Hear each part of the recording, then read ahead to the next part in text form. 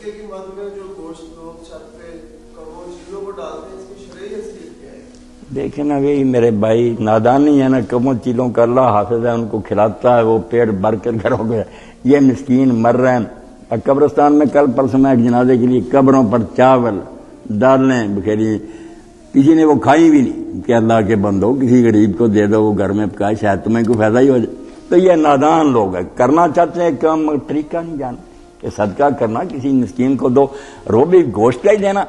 گوشت بھی ہمارے ذہن میں سما گیا، کالے رنگ کا بکرا، ہندوؤں سے آئی نا باتیں، ہماری مصیبت اس پر چلی جاتی ہے، وہ بیچارہ پھر ہمارے ہی مصیبت لے کر دنیا سے چلا جاتا۔ بس صدقہ تو ہے اللہ کے راستے میں کچھ خیرات کرنا، بے شک روپے دانے پیسے جو بھی، بہتر تو ہے کہ چھپا کر آپ پیسے کسی غریب کو دے دیں،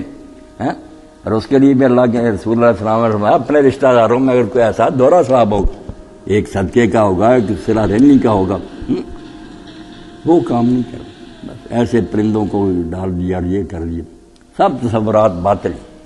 دین کو سمجھیں تو میں نے اسی لیے عرض کیا نا، پہلا مرحلہ علم، صحیح علم حاصل کریں۔